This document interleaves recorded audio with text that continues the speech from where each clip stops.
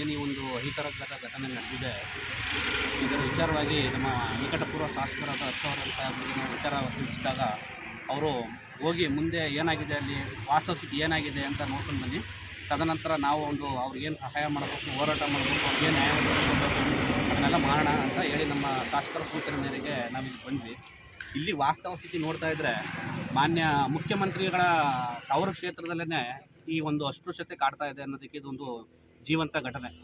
ಯಾಕಂದರೆ ನಮ್ಮ ಹಂದಿ ಜೋಗರು ಆದಂಥವರು SC ST ಸಮುದಾಯಕ್ಕೆ ಸೇರಿದಂಥವ್ರು ಈ ಮೇನ್ ರಸ್ತೆಯಲ್ಲಿ ಅವರು ವಾಸವಾಗಿರೋದೇ ತಪ್ಪಂಗಾರೆ ಅವ್ರಿಗೆ ಜೀವನ ಮಾಡೋಕ್ಕೆ ಅವಕಾಶನೇ ಇಲ್ವಾ ಹಿಂದುಳಿದ ವರ್ಗ ಹುಟ್ಟಿರೋದಕ್ಕೆ?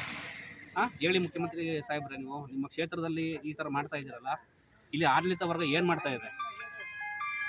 ಇಲ್ಲಿ ಸಂಬಂಧಪಟ್ಟಂಥ PSI ಬಂದು ಇವ್ರನ್ನ ಏಕಾಏಕಿ ಖಾಲಿ ಮಾಡಿಸಿದ್ದಾರೆ, ಪ್ರಕರಣ ಆಗಿದೆ ಅಂತ.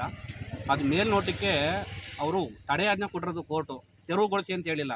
ಆದರೂ ಕೂಡ ಏಕಾಏಕಿ ಬಂದು ಕಾನೂನನ್ನ ರಕ್ಷಣೆ ಮಾಡಬೇಕಾದಂಥವ್ರೆ ಕಾನೂನನ್ನ ಬಾಹಿರ ಮಾಡಿ ಒಬ್ಬ ಎರಡು ಕುಟುಂಬನ ಬೀದಿಗೆ ತಂದಿದ್ದಾರೆ ಅಂದರೆ ನಮ್ಮ ಆಡಳಿತ ಮಂಡಳಿ ಏನು ಮಾಡ್ತಾ ಇದೆ? ಆದ್ದರಿಂದ ದಯವಿಟ್ಟು ಅವ್ರನ್ನ ಸಬ್ ಇನ್ಸ್ಪೆಕ್ಟರ್ PSI ಅವ್ರನ್ನ ಕೂಡಲೇ ಅಮಾನತುಗೊಳಿಸಿ ನಮ್ಮ ಈ ಒಂದು ನಮ್ಮ ಜನದ ಎರಡು ಏನು ಕುಟುಂಬ ಇದೆ ಅವ್ರಿಗೆ ಮಾಡಿಕೊಡ್ಬೇಕು ಅಂತ ಅವಕಾಶ ಮಾಡಿಕೊಟ್ಟು ಅವರು ಇಲ್ಲಿ ವಾಸವಾಗಿರಬೇಕು ಅದನ್ನು ಮಾಡಬೇಕು ಅಂತ ನಾನು ಆಗ್ರಹಿಸ್ತೀನಿ. ಒಂದು ವೇಳೆ ಇದಕ್ಕೆ ತಾಲೂಕು ಆಡಳಿತ ಏನು ಕ್ರಮ ತಗೊಳ್ಳದೇ ಇದ್ದರೆ ನಾವು ಮುಂದಿನ ದಿನಗಳಲ್ಲಿ ಉಗ್ರ ಹೋರಾಟ ಮಾಡಿ ಆ ಕುಟುಂಬಕ್ಕೆ ಏನು ನ್ಯಾಯ ಒದಗಿಸ್ಕೊಡ್ಬೇಕು ಅದನ್ನು ನಮ್ಮ ವೈಯಕ್ತಿಕವಾಗೂ ಕೂಡ ನಮ್ಮ ಶಾಸಕರ ವೈಯಕ್ತಿಕವಾಗಿ ಕೂಡ ಏನು ನಾವು ಮಾಡಬೇಕು ಅದನ್ನು ಖಂಡಿತ ನೆರವೇರಿಸ್ಕೊಡ್ತೀವಿ ಅಂತ ಈ ಮುಖಾಂತರ ನಾನು ತಮ್ಮಲ್ಲಿ ಕೇಳ್ಕೊಡ್ತೀನಿ.